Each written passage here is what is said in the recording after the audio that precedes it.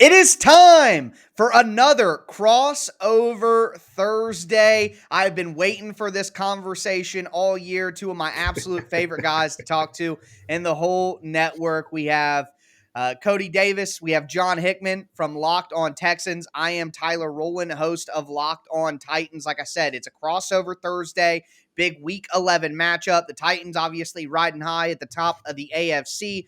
The Texans having kind of a tough season, but that doesn't mean that there aren't some positive takeaways in there as well. So we're going to cover all the good and bad for both teams and get you guys ready for this Week 11 matchup in the AFC South. Before we jump into all of the topics that we are going to talk about today, I want to thank you guys for making the Locked On Texans and Locked On Titans podcast your first listen every day. Make sure that you subscribe to both shows on whatever platform you do stream. Remember, you can find both the Locked On Titans and Locked On Texans podcast on all of the streaming platforms. And the best part, always free. Never going to be behind a paywall here at the Locked On Podcast Network.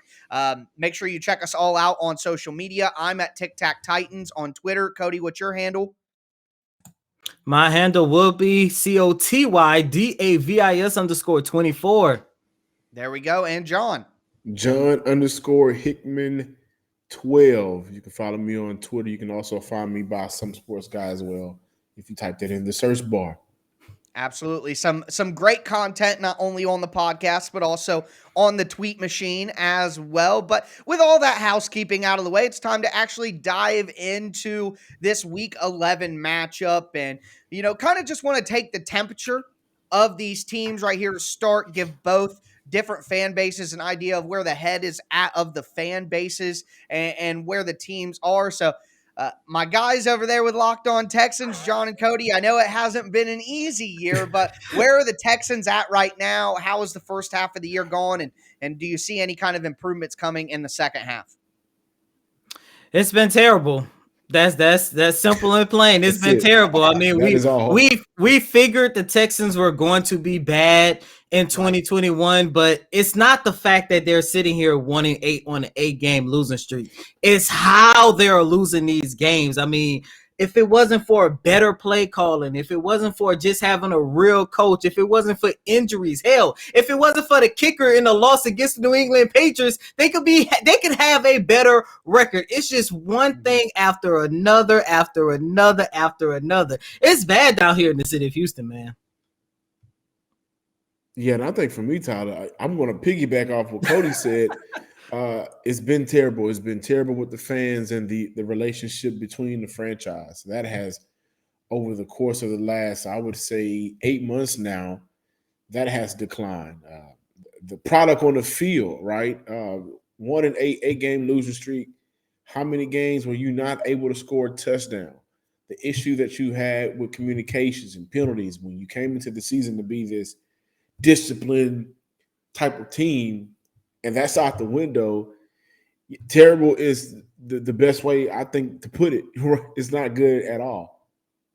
Yeah, well, obviously, tough season. As someone who follows the Titans, I know all about those tough seasons when the Texans were on top of the division and kind of running things with Matt Schaub and Kubiak and doing that. The Titans were having their terrible time. So it's been a rough year for you guys, I know, but just stay positive. All it takes is a quick change and things can flip pretty quickly. As for the Titans side of things, I don't mean to rub it in any way, but of course, kind of the flip side of that 8-2, Titans are at the top of the AFC South, and whereas the Texans have maybe not handled some of the adversity, it seems like the Titans do all those things well. They find a way to keep the penalties low. They don't, turn over the ball in bad situations, although they have turned over the ball a bit more this year than they normally do. All of the injuries, the Titans are having a historic season in terms of the amount of injuries that they've encountered. 82 players they've used on the roster this year. The NFL record for players used is 84. So the Titans are going to shatter the all-time record in terms of injuries and players used. And somehow Mike Vrabel keeps them, going and keeps them playing winning football, even when it's not pretty. Something they say in Tennessee a lot. It wasn't pretty, but it was beautiful. And that's kind of how some of the Titans games have been. But of course, some of the Titans games have just been absolutely gorgeous. Any way you can look at them, the win over the Rams, The win over the Chiefs, blowing those teams out. Now everybody has their own issues halfway through the year. It doesn't mean that the Titans are going to win the Super Bowl, but at this moment in time, the improvements on the defensive line and the offense kind of eking along without Derrick Henry. That's where things could get a little squirrely. But the Titans season overall has been really solid, and I don't think you're going to get any complaints. I mean, right now, Titans fans, the team is so good, you can't argue about the team, so they're arguing over a nickname for the defensive line. That's what's really going on for the Titans fan base right now. So generally two teams that are at the opposite ends of the spectrum going into, the second wave of games. But this game, I think, could be closer than maybe some expect based on just what we're seeing on paper. The Texans always find a way to play the Titans close. I mean, last year, the average margin of victory, or the margin of victory in both games combined, was 9 points. I think the Titans won by 3 the first time, won by 6. Both those games, I think, went to overtime as well, including Derrick Henry's walk-off touchdown at the end against Houston in the last game of the year. So regardless of what these teams look like, the Titans and the Texans always seem to have close games. Now, a lot of that has to do with, Deshaun Watson being the quarterback for the Texans last year as compared to this year. But I just have a feeling the way the Titans play down the competition that this will be a close game. And we're going to dive into this game in our second segment, really talk about, what we're going to see from these teams. I have some concerns. I have some other things I'm not as concerned about. I'm sure Cody and John feel the same way. Before we get into that, though, I do want to tell you guys about a fantastic app that every Titans or Texans fan who buys gas has to know about. It's called Get Upside, and our listeners are making up to 25 cents for every gallon of gas every time they fill up. Just download the free Get Upside app in the App Store or on Google Play right now. Use the promo code TOUCHDOWN. That's one word, touchdown. And you're going to get a bonus 25 cents per gallon on your first fill up. That's up to 50 cents cash back. Don't pay full price at the pump ever again. Get cash back using Get Upside. Just download that for free. Use that promo code touchdown and get up to 50 cents a gallon cash back on your first tank. Some people who drive a lot make up to $200-$300 a month in cash back. And here's the thing. There's no catch. The cash back goes right to your Get Upside account. You can cash out anytime directly to a bank account, PayPal, or even to an e-gift card like for Amazon. Just download the free Get Upside app. Use the promo code TOUCHDOWN and get up to 50 cents a gallon cash back on your first tank. Once again, that's promo code TOUCHDOWN on the free Get Upside app.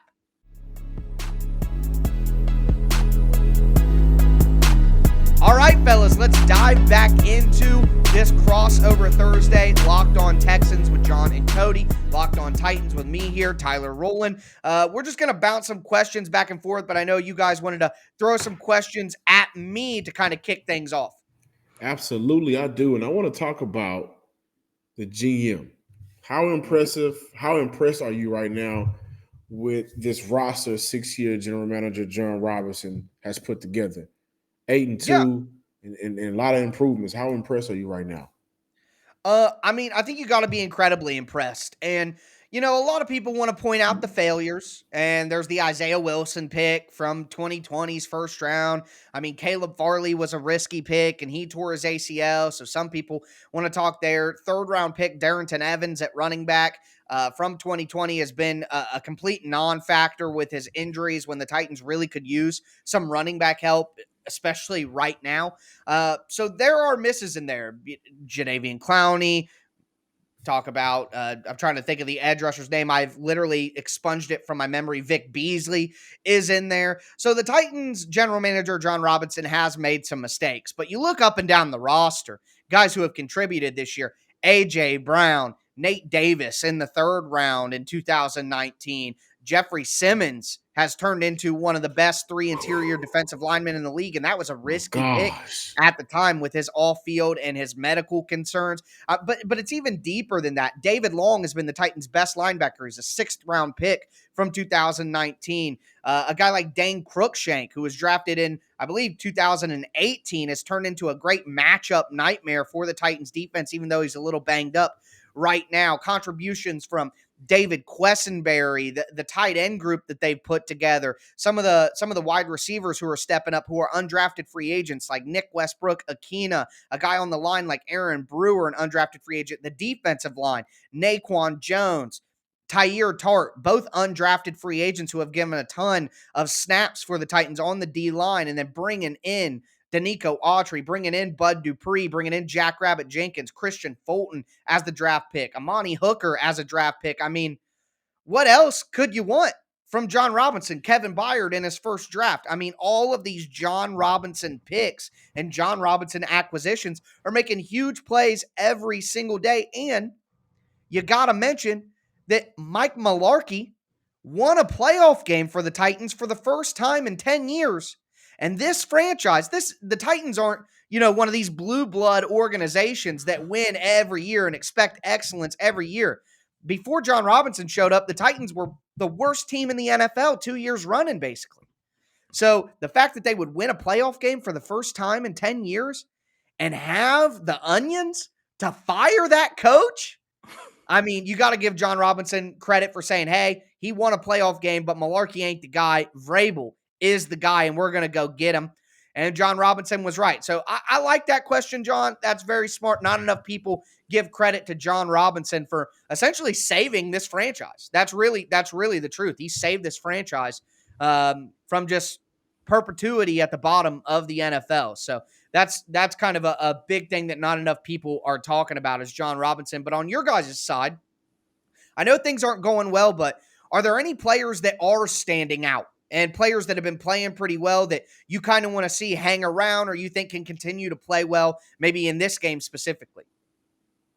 If I had to pick, I would have to say John Gennard. He has been one of, if not the only bright spot for the Houston Texans through this entire terrible 2021 season. Pass rusher from Florida, right? Yes, sir. Yes. And, it seemed like, last year he was a rookie. He really didn't get an opportunity to see the field. But this year, after bouncing back from, I believe it was an ankle injury that forced him to miss the first two games, this guy has been killing the defensive line. I mean, this guy has really became a real foundational piece for the Houston Texans to build around. And I would say if there is one aspect of this game you guys might have to look out for is that defensive line, because along with Jonathan Gennard, you also have guys like Jacob Martin. You also have guys like the rookie Roy Lopez. I mean, there are so many guys on this defensive line that is making a statement on this team. And if they can find some kind of way to disrupt, the backfield, even with the injury of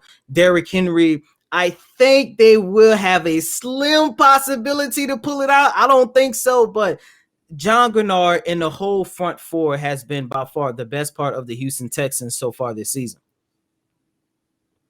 John, is there anybody else who's standing out to you? I took a vow of silence. I knew it was coming my way, and I was just, I'm not going to answer this. But I think John Gennard is one of those players who, by the way, early in the week, we talked about him on the Locked On Texans. He mentioned that the stats are cool, but he wants to dub. And, that's one of those statements where I love that, right? I mean, that shows team player type of guy who wants to get the numbers, of course, who doesn't want to get numbers. But at the same time, they want to win games. And I love that. But, I think he has been a very great bright spot and a black hole for Houston this offense. I mean, this season so far. And I would piggyback off of that and just say, man, Gennard, what he has brought to this team, I think his production has helped other players on that defensive line, right? And so, that's it, man. Gennard, and we share the same name. So, in a sense, gotta give so I'm riding with my boy.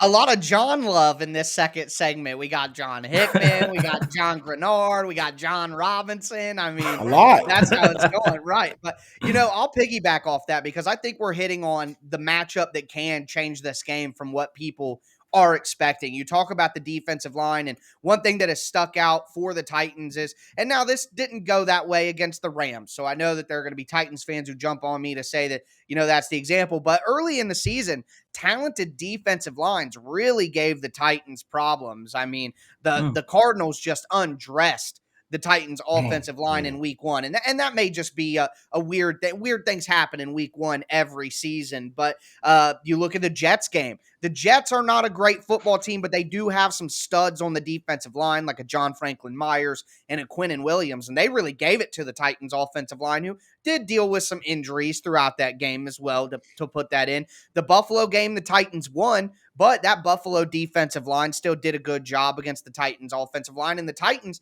have given up the fourth most sacks in the NFL this year with 29. You guys want to know something crazy? They gave up 24 sacks all of last year.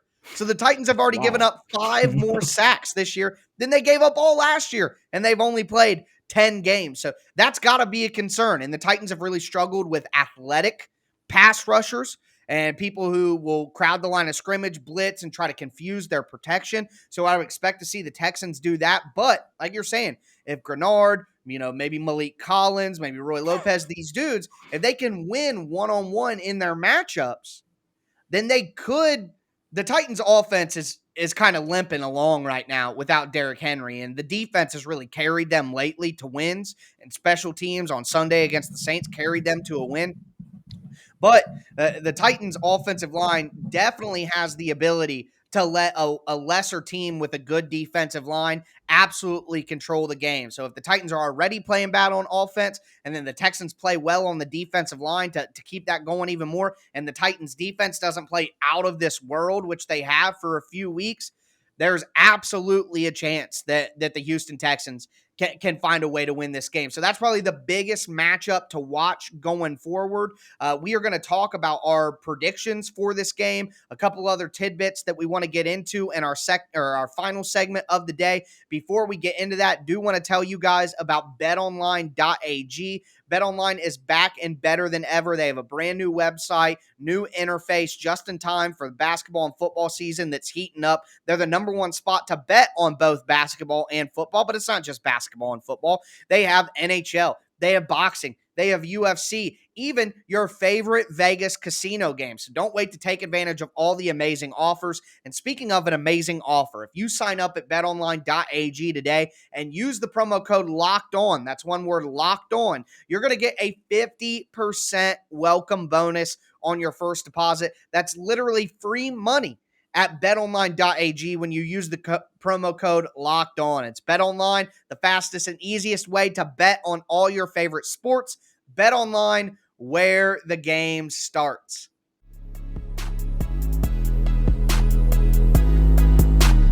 All right, guys, let's get into our final segment here.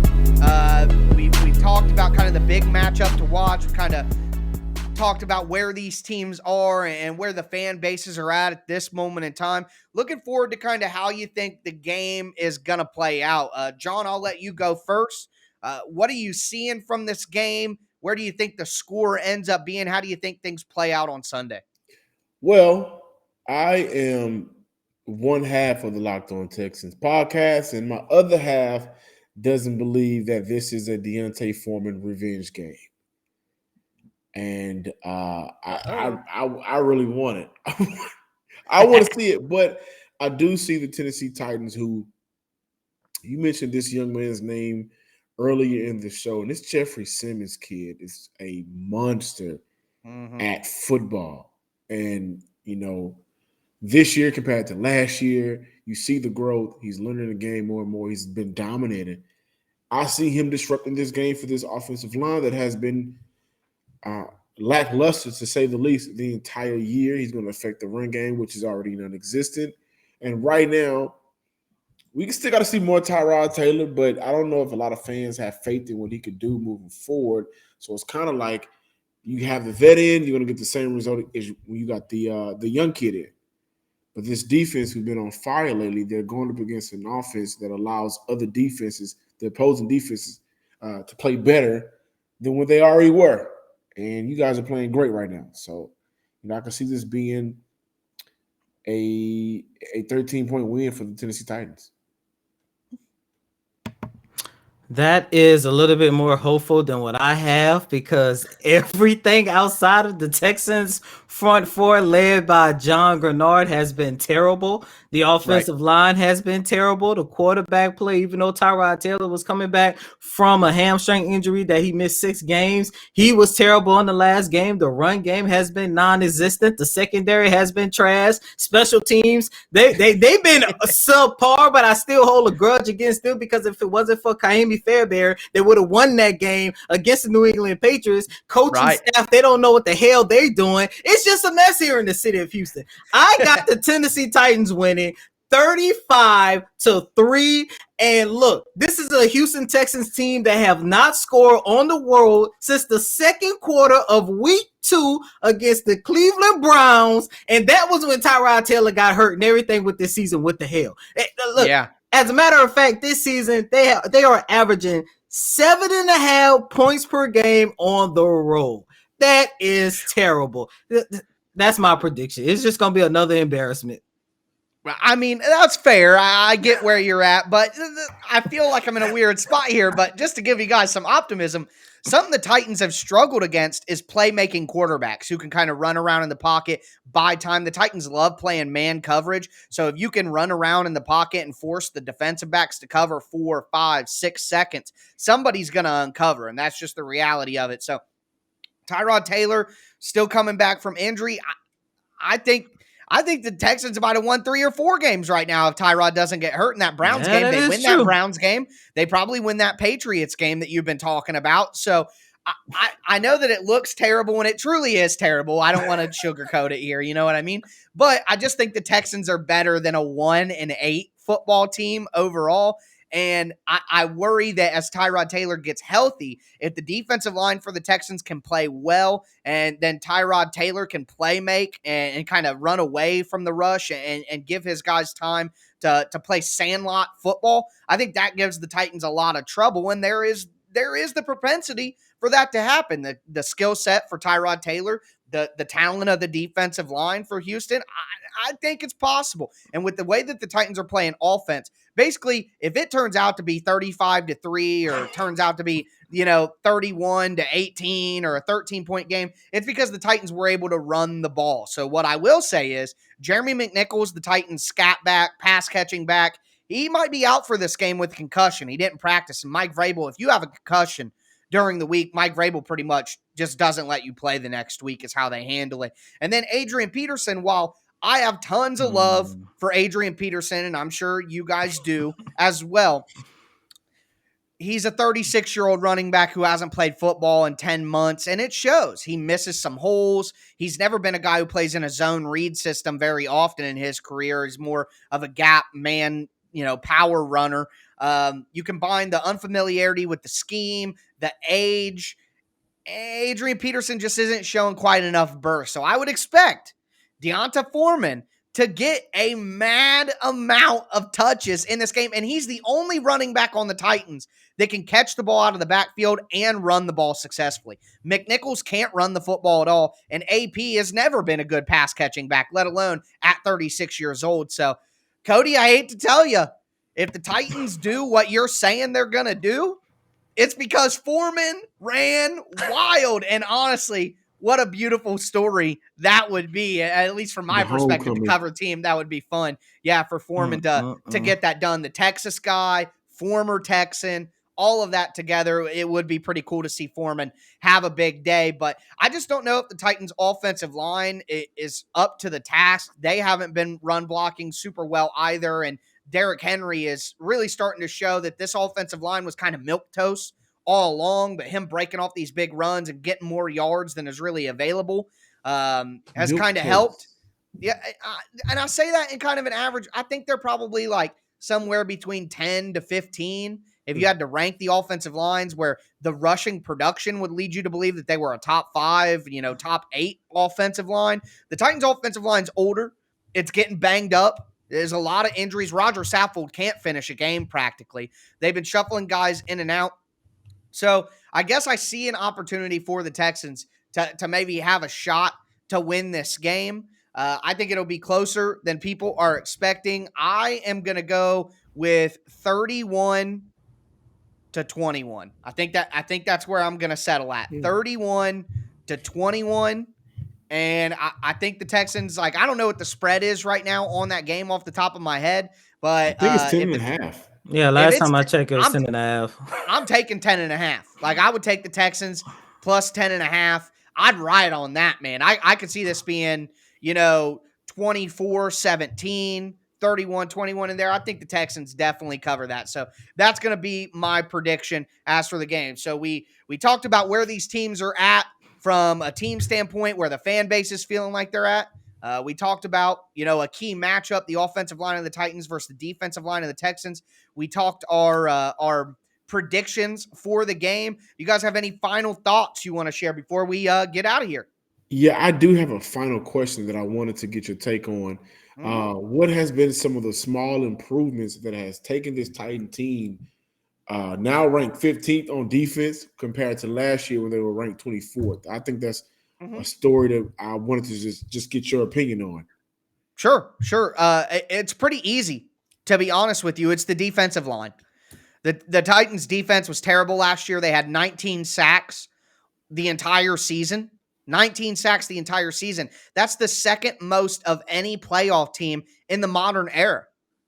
So that's pretty despicable. The Titans have 37 sacks. Or I'm sorry, I'm reading the wrong category here. The Titans have 27 sacks already this year. So that's pretty great.